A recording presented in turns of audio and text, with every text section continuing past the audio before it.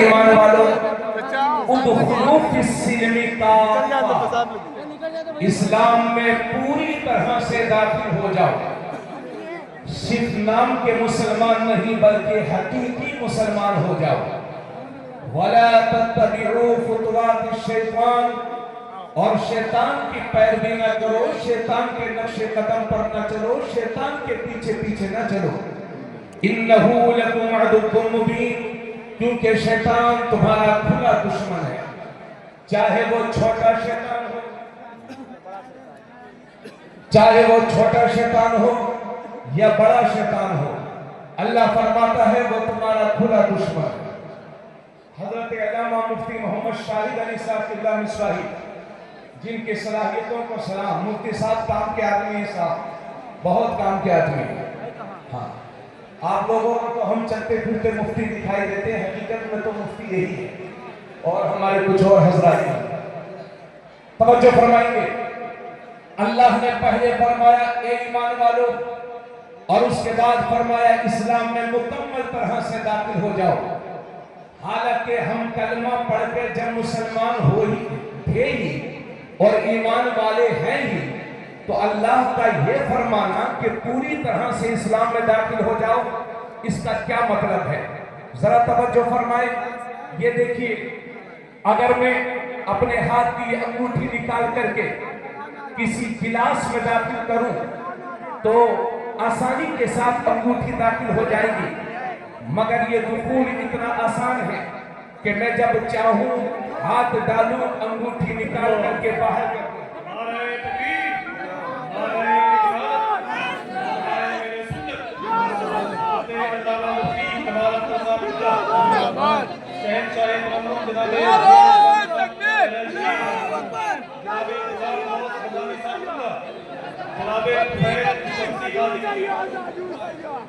بیٹھیے بیٹھیے تشریف رکھیے۔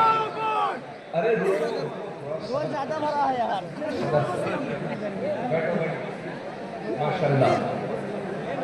حضرت علامہ مفتی کمال اختر صاحب قبلہ، شیخ الادب دارالنور الحق چودہ محمد پور، ان کی آمد ہو چکی ہے۔ ملک گیر سنا، ملک گیر شہرت کے حامل حضرت قاری ضیاء یزدانی صاحب تشریف لا چکے ہیں۔ عزیزم غلام گوش صلی اللہ علیہ وسلم تشریف لا چکے ہیں، انشاءاللہ باری باری آپ سماعت کریں گے۔ اجازت ہے بولے، تقریر شروع کروں؟ بولو۔ ادھر دیکھیے سنگو، آپ سے گزارش ہے کہ خاموش اختیار فرمائیں۔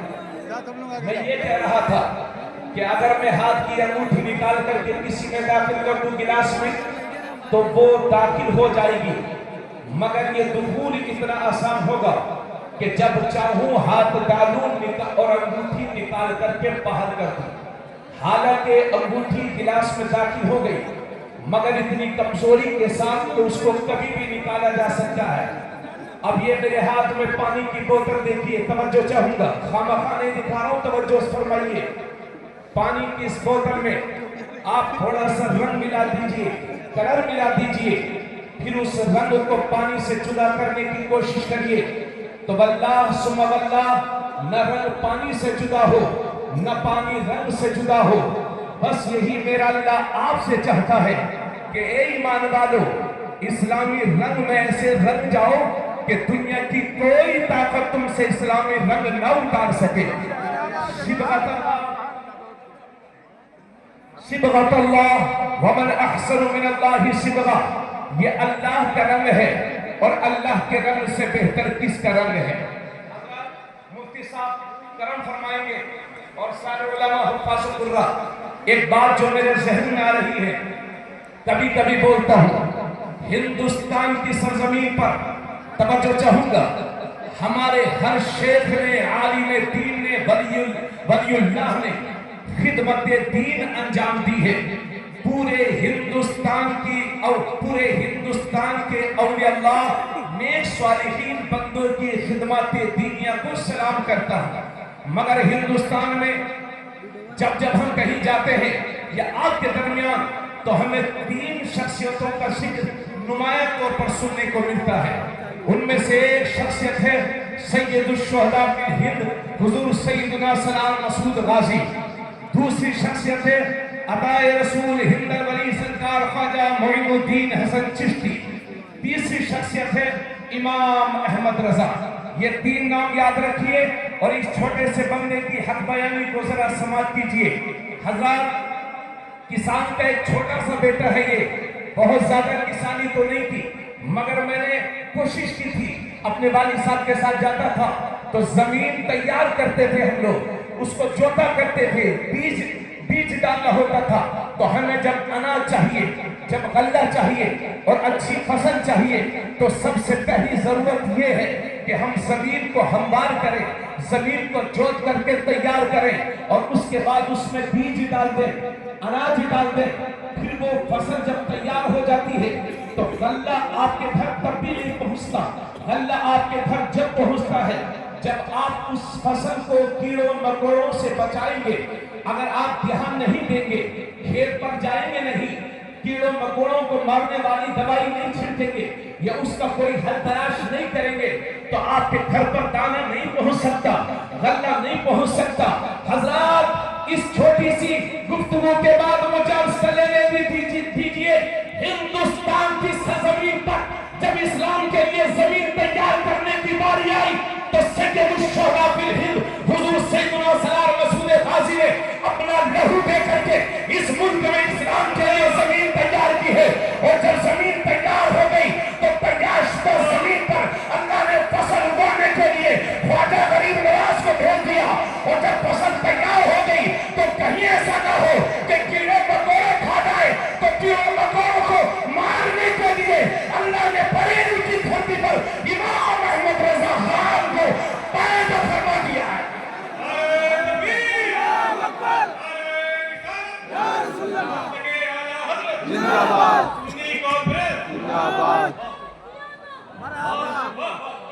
مرحبا مرحبا اللہ اکبر یا رسول اللہ. ان بزرگوں کی تبلیغ اور خدمات دینیہ کا مقصد یہی ہے کہ آج کے دور میں جان بچانے سے زیادہ ایمان بچانے کی فکر کریں. آج کے دور میں جان بچانے سے زیادہ ایمان بچانے کی فکر کرو. مفتی صاحب کی خصوصی توجہ چاہوں گا. حضرات، جب ہم اپنے معاشرے پر غور کرتے ہیں، برا مت جانیے گا. آپ کی ملت کا، آپ کی دین اسلام کا دراصل خالی ہے، اس لیے برا مت مانیے گا.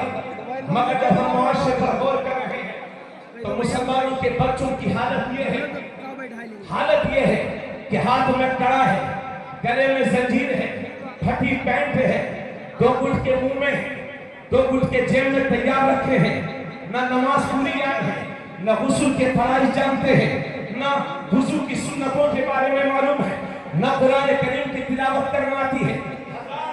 آپ جا کر کے دیکھیں، شہروں میں، گاؤں دیہاتوں میں مسلمانوں کے 5-5 10-10 لڑکے نادیوں کے پاس مل کر کے اکٹھا ہو کر کے گھنٹوں موبائل چلایا کرتے ہیں. کیا ہو گیا ہے میری قوم تجھے؟ کب تک سوتے رہو گے؟ یاد رہے، ایک طرف تو حال یہ ہے اور دوسری طرف حال یہ ہے کہ کبھی ادھر، کبھی ادھر، کبھی یہاں، کبھی وہاں چند گھنٹے مل کر کے ہمارے بچوں کو گھیر لیتے ہیں اور زبردستی کلمات کفریہ کہلواتے ہیں، شرکیہ نعرہ لگواتے ہیں. اب یہ بول، وہ بول رہا ہے، اب یہ کہہ، وہ کہہ رہا ہے، پھر بھی مار رہے ہیں، پھر بھی پیٹ رہے ہیں. اللہ تمہاری جان و مال کی حفاظت کرے، میری بھی جان و مال کی حفاظت کرے. سن لیجئے، مگر اے میری قوم کے ذمہ داروں، اپنے بچوں کو نعرہ تکبیر، نعرہ رسالت، مسلک اعلیٰ حضرت حضور قاضی شہر بہرائچ شریف حضور بابا صدیق حسن صاحب قبلہ حضور صاحب سجادہ. سبحان اللہ. ماشاءاللہ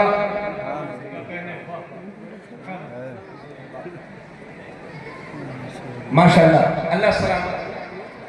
میرے استاد نہیں ہیں حضرت، لیکن میں دستبوسی کرتا ہوں خدمات دینیہ کی بنیاد پر. بڑا دل خوش ہوتا ہے.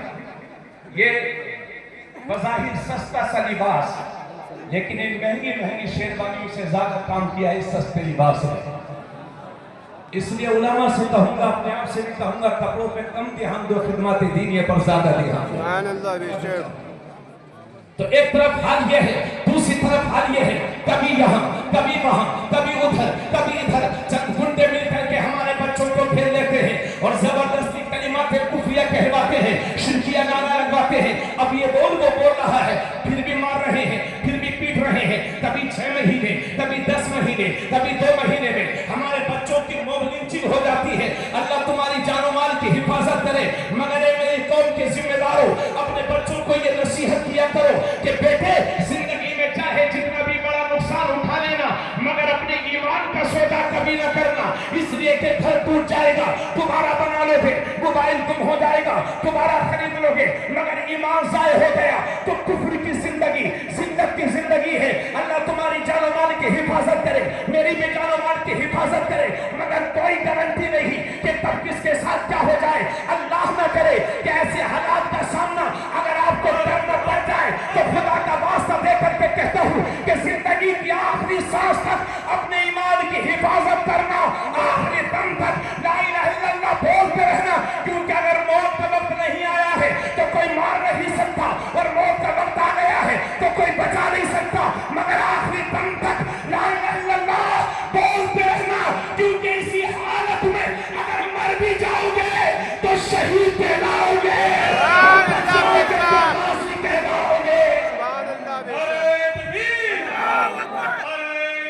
یا رسول اللہ زندہ باد۔ سنی کانفرنس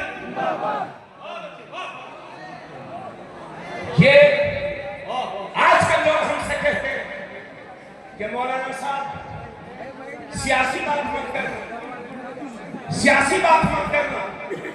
تو بھائی میں سیاسی بات تو جلسے میں تو نہیں کروں گا، لیکن بھارت کا سنویدھان مجھے یہ اختیار دیتا ہے کہ میں چناؤ بھی لڑ جاؤں، لیکن میں سیاسی لوگوں سے بھی کہوں گا، آ رہا ہے پردھانی کا الیکشن، یہ آتے رہتے ہیں، پردھان جی نیتا اتنے ہی بڑے بننا کہ تمہارا ایمان ضائع نہ ہونے پائے، تو ووٹ کے چکر میں ایمان کی توہین مت کرانا۔ سنیں میری بات، پردھانی کرنا مگر ایمان کا سودا کر کے، ودھایک بننا مگر ایمان کا سودا کر کے نہیں۔ یہ 5 سالہ عہدے ہیں جو آتے جاتے رہتے ہیں، ایمان زندگی کی آخری سانس تک باقی رہے گا، تمہاری زندگی بھی کامیاب ہے، آخرت بھی کامیاب ہے۔ اتنی باتوں کے بعد چونکہ وقت بہت ہو گیا، ایک بات میں قاری معظم علی مسعودی صاحب کی خصوصیت، آج تک نئے نئے فرقے بہت نکل رہے ہیں، اور سن لیجئے میری بات، نئے نئے ماڈرن ٹائپ کے لوگ اور نئے نئے ذہن والے لوگ، نئی نئی سوچ والے لوگ، نئی نئی فکر والے لوگ، اس وقت علماء کرام ذرا مجھے دعائیں دے دیں تو بڑا اچھا ہوگا۔ مشکات شریف کی ایک حدیث ہے، اس مشکات شریف کی حدیث میں لکھا ہے کہ حضرت عمر بن خطاب،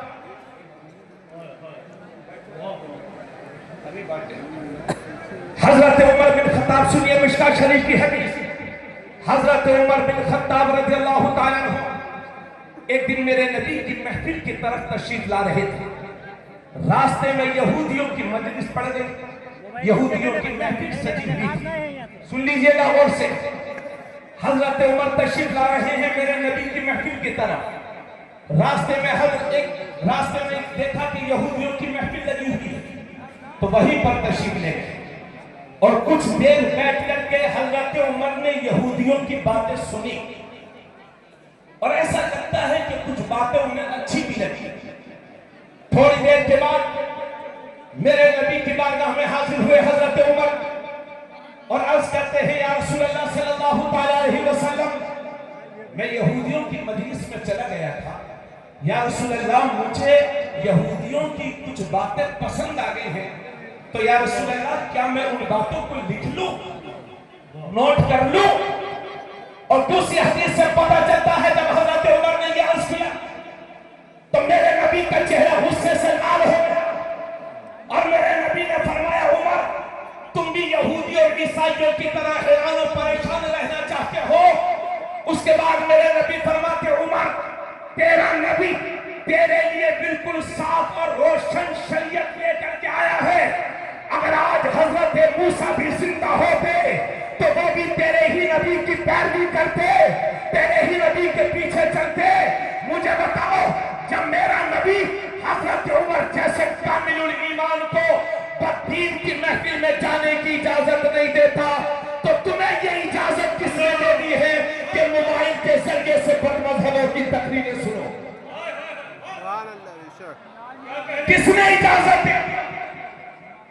آج یہ جتنی وہابیت پھیل رہی ہے سنیں کلیت یہ صرف موبائل کی وجہ سے. گھر بیٹھے مفتی بن رہے لوگ, گھر بیٹھے مفتی بن رہے, 9 سال بھی نہیں پڑھیں گے. یہ گوگل مفتی ہے, فیس بکیا مفتی ہے, یہ امام کا معیار طے کریں گے. جتنی گمراہیت پھیل رہی ہے اسی وجہ سے کہ سوشل میڈیا کے ذریعے سے ہم بد مذہب اور بددین کی تقریر ہمارے بچے سن رہے ہیں.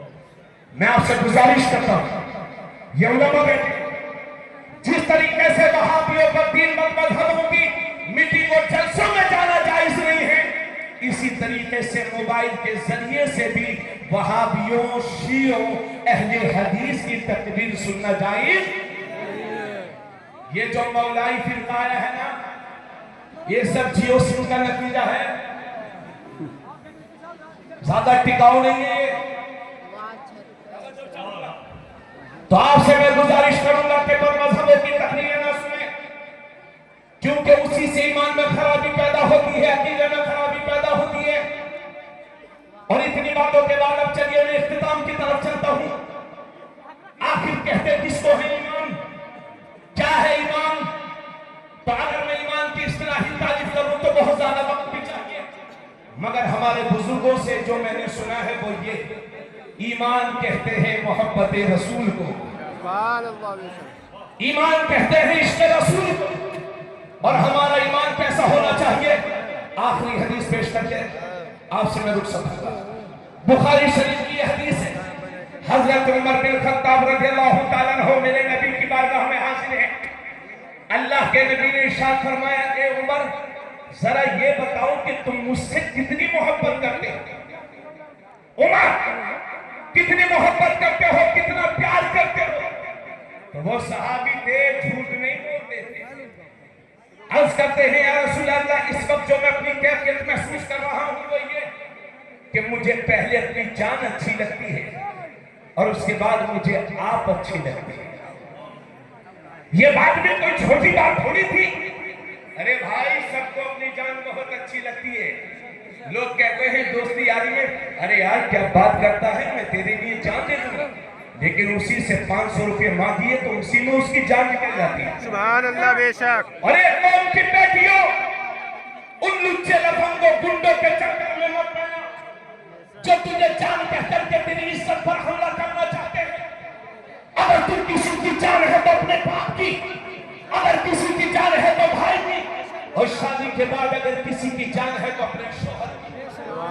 اس لیے گنڈوں لچوں کے چکر میں مت پڑنا. اب سن لیجئے حضرت عمر عرض کرتے ہیں یا رسول اللہ سب سے پہلے اپنی جان اچھی لگتی ہے اور اس وقت اس کے بعد مجھے آپ اچھے لگتے ہیں. اسی دن میرے نبی نے ارشاد فرمایا تھا لا یؤمن احدکم حتی اکون احب الیہ من والدہ وولدہ والناس اجمعین. میرے نبی نے فرمایا عمر تم میں تک کوئی بھی شخص اس وقت تک مسلمان ہو ہی نہیں سکتا جب تک کہ اپنے ماں باپ سے زیادہ, اپنے اولاد سے زیادہ, سارے رشتہ داروں سے زیادہ جب تک کہ کوئی مجھ سے پیار نہیں کرے گا اس وقت تک مسلمان ہو ہی نہیں سکتا. جب حضرت عمر نے سنا تو عرض کرتے ہیں یا رسول اللہ اب تو مجھے اپنی جان سے بھی زیادہ اچھے آپ لگتے ہیں, آپ لگتے ہیں. تب میرے نبی نے فرمایا الآن یا عمر, اے عمر اب تیرا ایمان مکمل ہوا ہے, اب تیرا ایمان کمپلیٹ ہوا ہے. تو اے لوگوں محبت رسول کا تقاضا یہ ہے کہ اپنے ماں باپ سے زیادہ اپنے نبی سے پیار کرو, اولاد سے زیادہ نبی سے پیار کرو,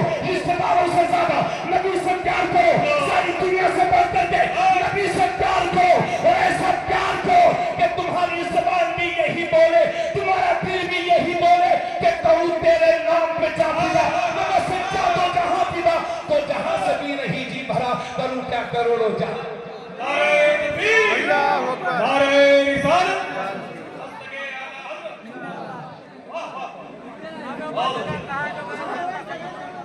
حضرت اللہ سے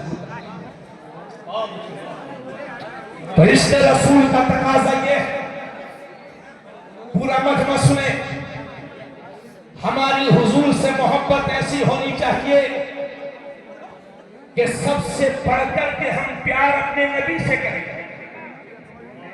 مگر یہ کون سا پیار ہے کہ دعویٰ تو ہے کہ ہم حضور کے نام پر جان دے دیں گے اور حقیقت یہ ہے کہ ان کے فرمان پر نماز پڑھنے کے لیے مسجد تک نہیں جا رہے ہیں لوگوں ہمیں بینر والا عاشق رسول نہیں چاہیے ہمیں کردار کا عاشق رسول چاہیے اور وقت ہوتا تو دل کھول کر کے بولتا مگر یہ آخری بات برباد ہو گیا مسلمان زمینیں بیچ کے جہیز کہ بھنڈاریوں کی ڈیمانڈیں پوری کرتے کرتے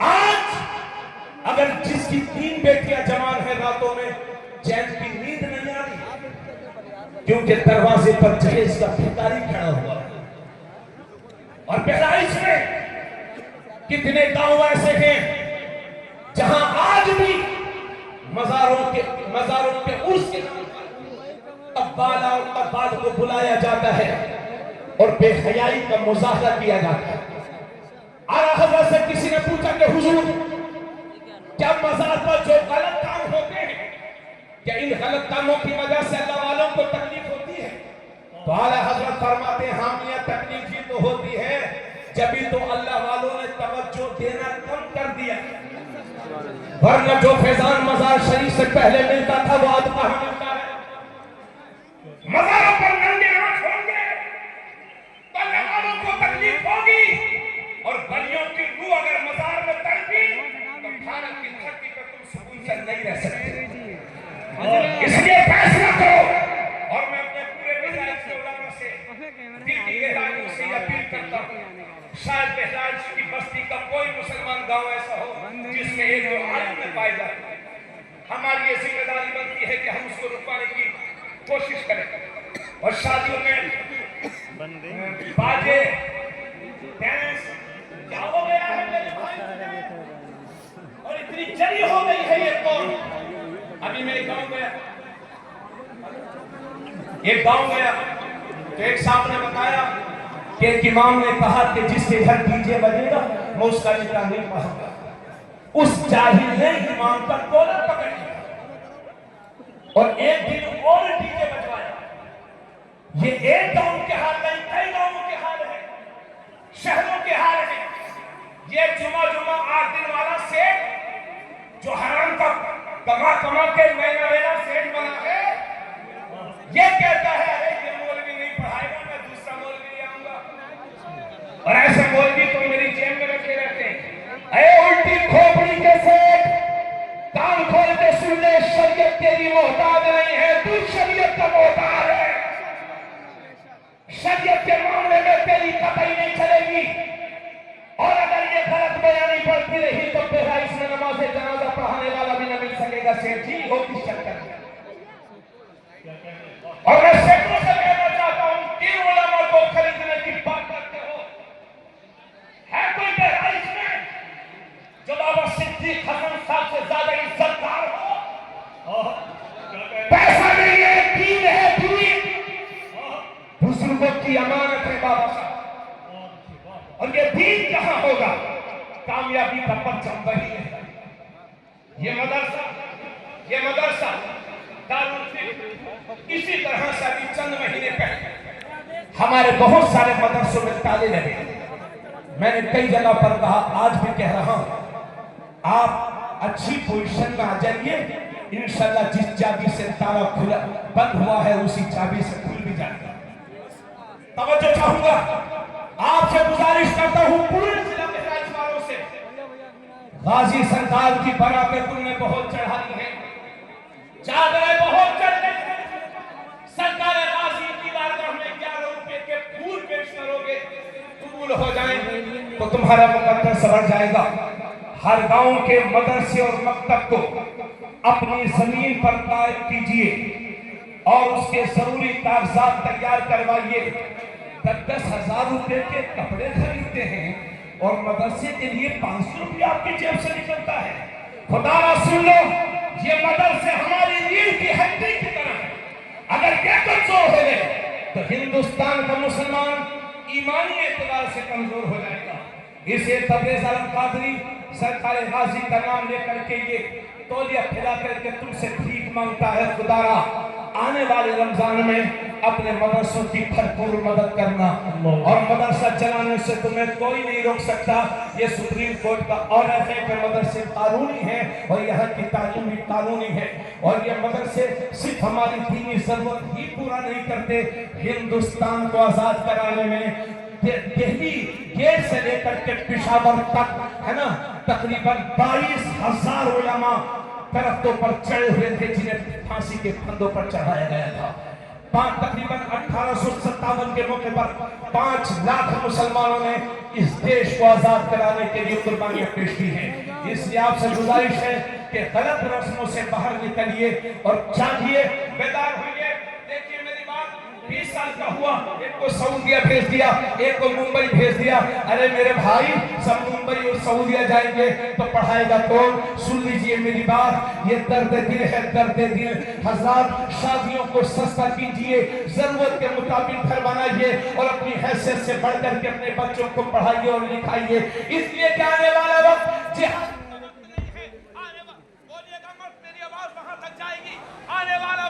جہالت کا وقت نہیں ہے، آنے والا وقت علم کا وقت ہے۔ 70 کی شادیاں اسی قوم کے ہاتھ میں ہوں گی جس قوم کے نوجوانوں کے ہاتھ قلم اور کتاب سے سجے ہوں گے۔ ایسی مت سوچتے رہ جانا، مجھے تو کبھی کبھی ڈر لگتا ہے اگر ہماری قوم کی یہی حالت رہی تو کہیں ایسا نہ ہو کہ ہمیں غلام بنا کر کے اس ملک میں رکھا جائے۔ اس لیے بیدار ہو جاؤ، اپنی حیثیت سے پڑھ کر کے اپنے بچوں کو پڑھاؤ اور لکھاؤ، اور یاد رکھنا دنیا کی ساری یونیورسٹیز، دنیا کے سارے کالجز، دنیا کے سارے اسکولز یہ ڈگری ہولڈر بناتے ہیں اور قرآن بہترین انسان بناتا ہے۔ اس لیے سب کچھ پڑھائیے مگر اپنے بچوں کو قرآن ضرور پڑھائیے۔ ہو گئی پوری بات؟ آئے ہو یہاں خالی ہاتھ نہ جانا، توبہ کر کے جاؤ۔ ان علماء کی موجودگی میں زندگی اور موت کا کوئی بھروسہ نہیں۔ میرے عزیز، بڑے نازک حالات سے گزر رہے ہو، توبہ کر کے جاؤ اور یہ فیصلہ کر کے جاؤ کہ انشاءاللہ آج کے بعد کبھی نماز نہیں چھوڑیں گے، انشاءاللہ کبھی جوا نہیں کھیلیں گے، انشاءاللہ شراب نہیں پیئیں گے، انشاءاللہ پڑوسیوں پر ظلم نہیں کریں گے، انشاءاللہ ہم حرام کام نہیں کریں گے، سود نہیں کھائیں گے۔ ارے تم اپنا سچا راستہ کر لو، تم پکے سچے مسلمان بن جاؤ، پھر تمہارا بھائی تمہیں یقین دلاتا ہے یہ جو پریشانیاں ہیں، یہ جو مصیبتوں کے پہاڑ کھڑے ہیں، گھبراؤ نہیں، فکر نہ کرو، یہ بادل ہیں اڑ جائیں گے، آندھیاں ہیں تھم جائیں گی، طوفان ہیں رک جائیں گے، اسلام کا اجالا قیامت تک باقی رہے گا۔ میرے عزیز، تو اپنا راستہ سیدھا کر لے، اگر راستے میں پتھر بھی ہوں گے تو اللہ موت بنا دے گا، کانٹے بھی ہوں گے تو پھول بنا دے گا۔ کہ محمد سے وفا تمہیں تو ہم تیرے ہیں، یہ جہاں چیز ہے کیا لوہو کر